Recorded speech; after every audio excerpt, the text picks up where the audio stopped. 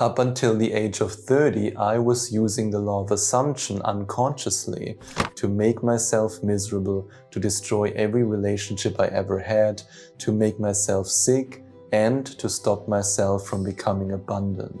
Then at the age of 30, I had a severe health issue, which led to me discovering Neville Goddard. And now at the age of 36, I'm completely healed. I'm a millionaire. I can do whatever I want. I'm in the most fulfilling relationship I've ever been in. And I can confidently say that the law of assumption changed my life. And recently a client of mine asked me a very interesting question. What would you do differently if you had a time machine and you could go back in time?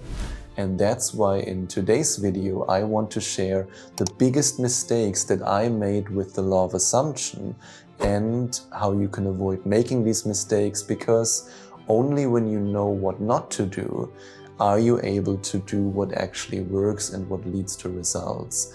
And that's why in today's video I reveal the 4 horrible and life-destroying mistakes I made with the law of assumption before my spiritual awakening in the year 2020, and you must avoid them at all cost.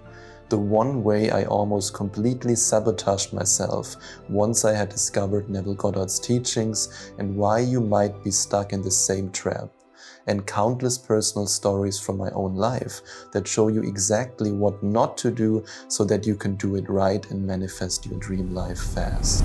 I'm 100% sure that having a time machine would put at least $5 million in my bank account, but no, not for the reason that you're thinking. Of course, you would buy Google and Facebook stocks and make millions.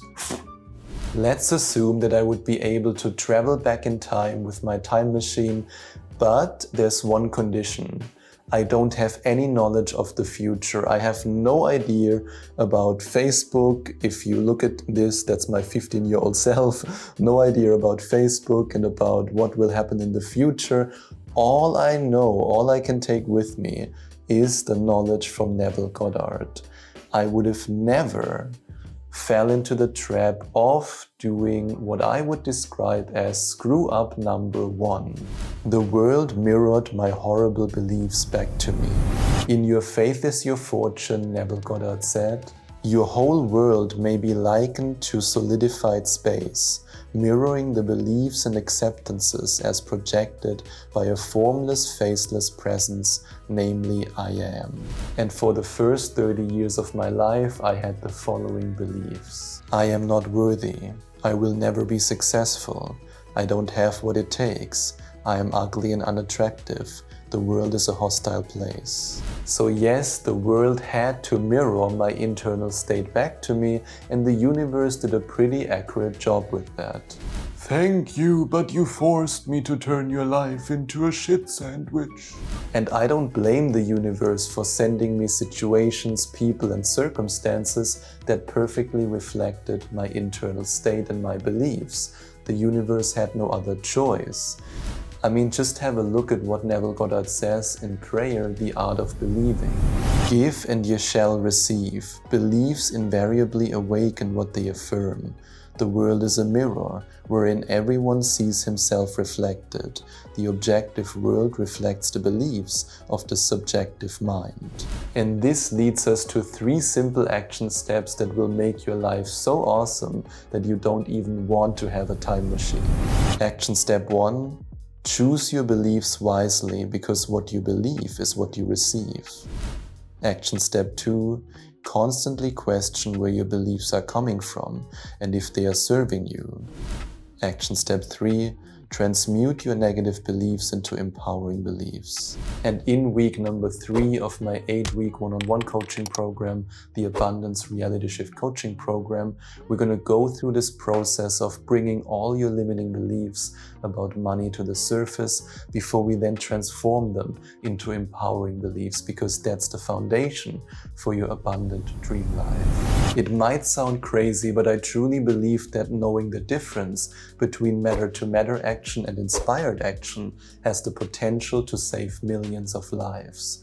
Because in the year 2020 and before 2020, I was working 10 to 12 hours a day and I was barely making $1,000 a month. And now I'm working 3 to 4 hours a day, I'm relaxing a lot, and I'm making $30,000 a month.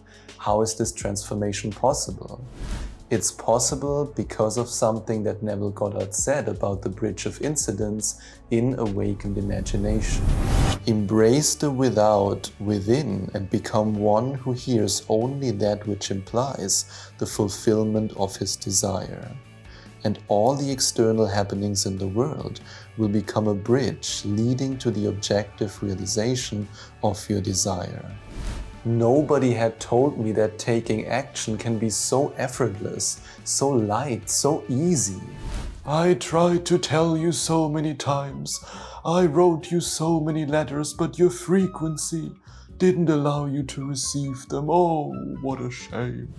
I overworked myself up until a point where I ended up on the operating table in a hospital. I tried to make relationships work that were never supposed to work. I used force, and this led me directly into screw up number 2. I tried to change my world with force, which made everything worse. Here's what Neville Goddard said in Your Faith is Your Fortune. Stop trying to change the world, since it is only the mirror. Man's attempt to change the world by force is as fruitless as breaking a mirror in the hope of changing his face. Leave the mirror and change your face. Leave the world alone and change your conceptions of yourself. The reflection then will be satisfactory.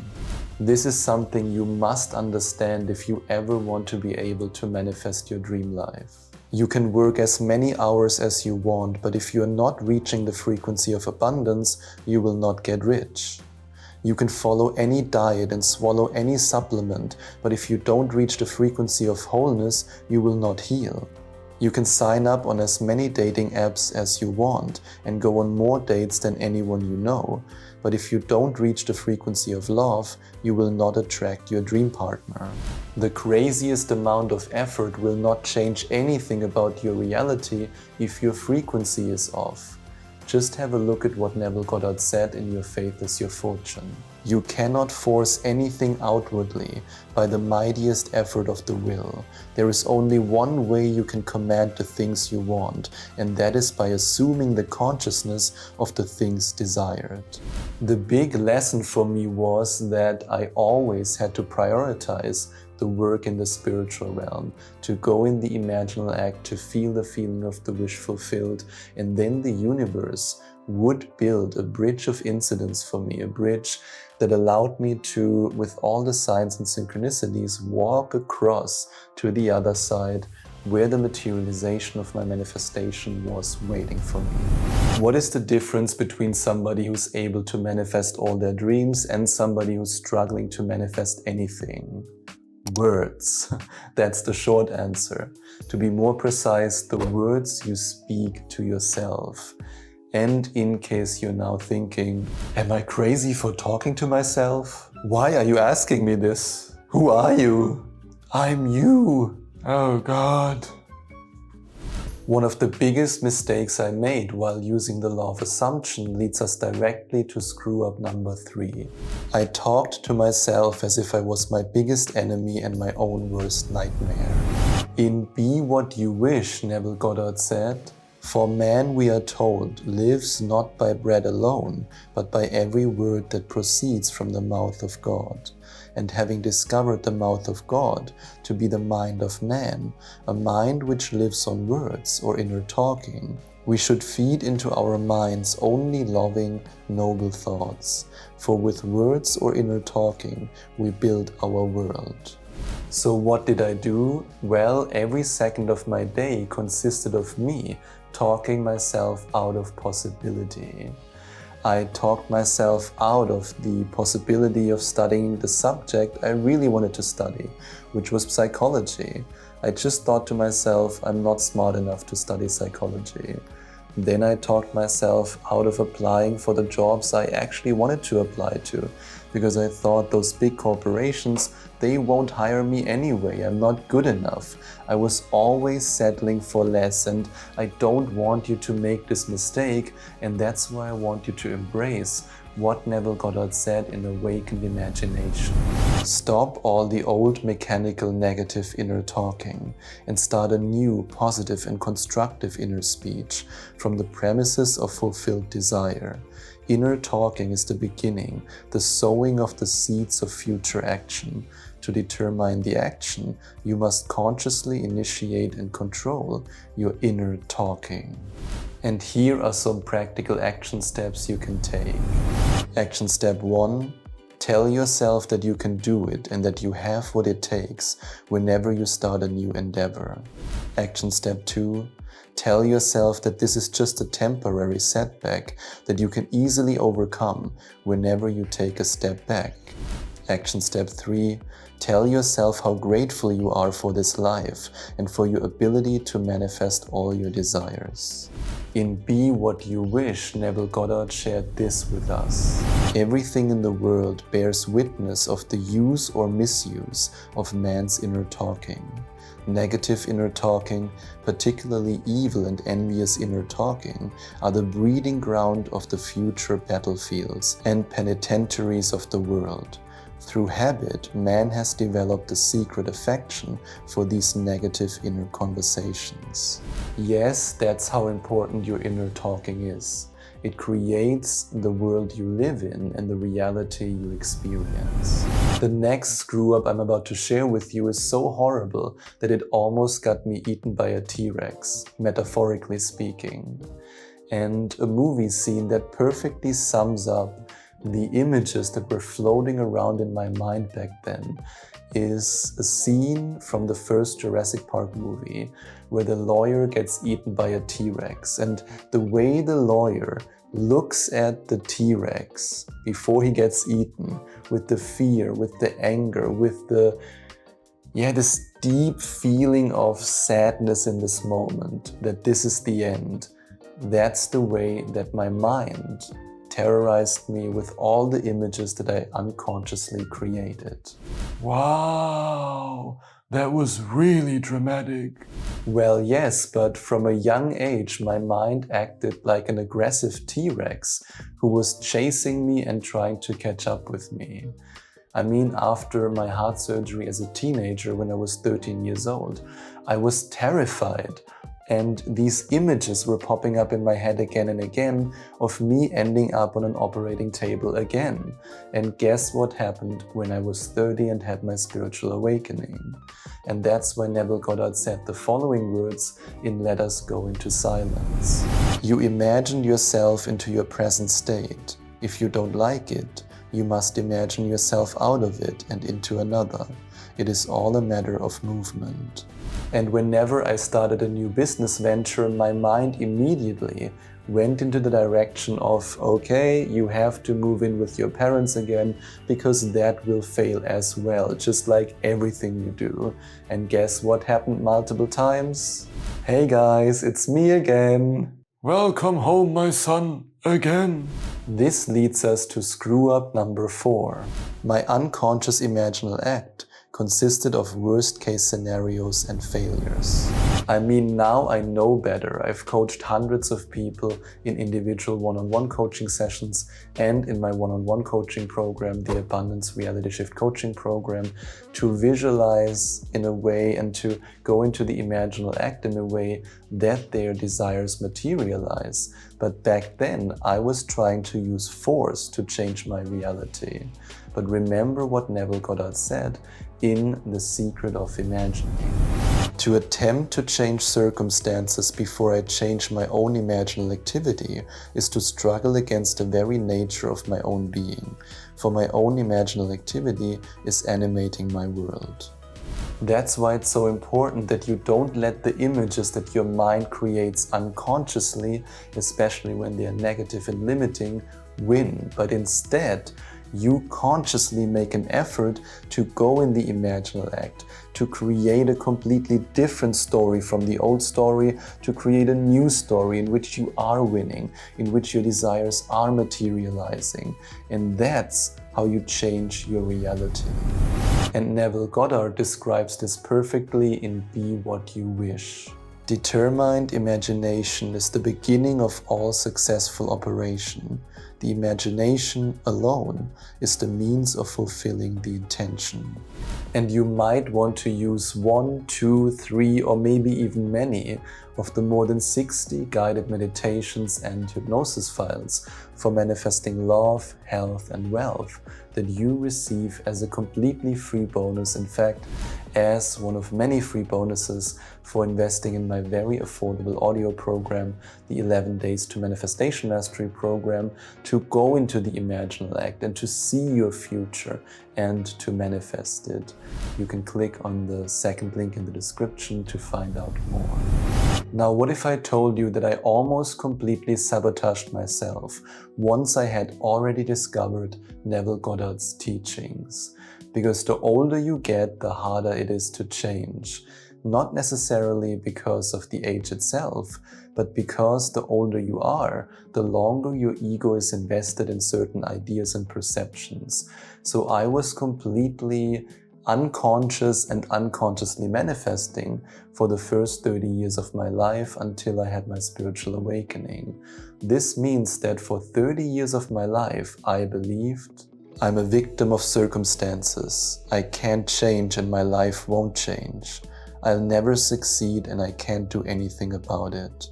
And then all of a sudden, after all these decades, I was faced with a completely new reality. I am the creator of my life. It's possible for me to change myself and my life. I can easily manifest success, and there are so many things I can do to achieve this. In this moment, my ego said, "This is not familiar. I cannot accept this reality. I have to find the flaw." All while the universe said this: It is true. Come to the light side of the force. You are ready, my son. It was incredibly hard for my ego to accept that I was wrong all these years, and it was hard to believe in a paradigm that was completely new, that I'm the creator of my reality. But in The Secret of Imagining, Neville Goddard said this: "Can you believe it? Well, try to believe it. Try to believe, first of all, in God. Well, God is your own imagination. Well, believe in Him, that whatever you can imagine is possible." And this leads us to the final screw up that I want to share with you today. I didn't have faith that my life would get any better, even after I had discovered Neville Goddard. The idea that I am the operant power, that I am the creator of my life, that I am responsible for how my physical reality looks like, was so weird and so unfamiliar. And I then went into the imaginal act and I saw myself being healed, I saw myself being rich, and then I opened my eyes again and nothing had changed. What am I doing here? Am I delusional? Am I going insane? Then I found the following words in Your Faith is Your Fortune.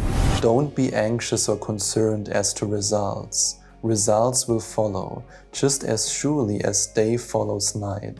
Have faith in this planting until the evidence is manifest to you that it is so. Your confidence in this procedure will pay great rewards. You wait but a little while in the consciousness of the thing desired, then suddenly, and when you least expect it, the thing felt becomes your expression. That's when I decided to not give up. I decided to take one step forward every day. And yes, there were days when I took 2 steps back, and then I had to slowly move forward again. I had many dark nights of the soul.